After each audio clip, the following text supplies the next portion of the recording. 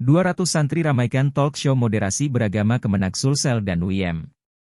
Kegiatan yang diinisiasi Kantor Wilayah Kementerian Agama, Kemenak, Sulawesi Selatan, Sulsel, bersama dengan Universitas Islam Makassar, UIM, berlangsung di Auditorium KH Muhyiddin M. Zain UIM, Jalan Perintis Kemerdekaan.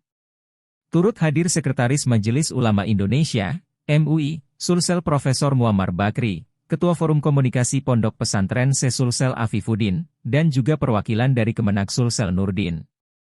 Tujuan kegiatan tersebut adalah mendorong pemahaman mendalam mengenai konsep dan nilai moderasi beragama di kalangan santri madrasah. Koordinator Jaringan Penggerak Diaspora Moderasi Beragama, JPDBM, Rizal Syarifuddin mengatakan, bagaimana menjadikan santri sebagai penggerak moderasi beragama. Karena di pondok pesantren ini tumbuh nilai-nilai moderasi, katanya setelah talk show moderasi beragama di Auditorium KH Muhyiddin M. Zain UIM. Menurutnya, embrio moderasi harusnya terlahir dari madrasah dan pesantren.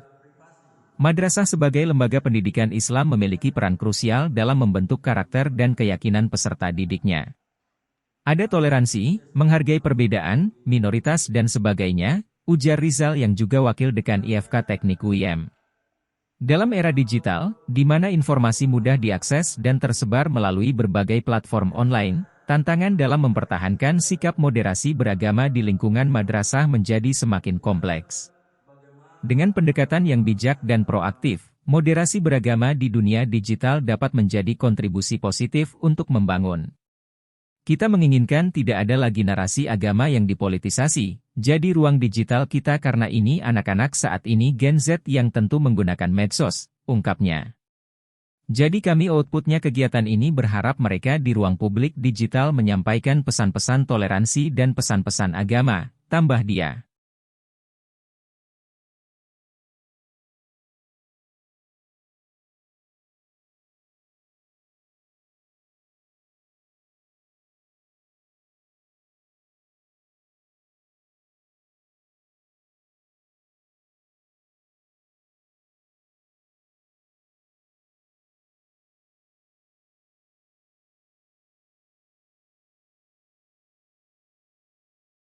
Download Tribun X sekarang, menghadirkan lokal menjadi Indonesia.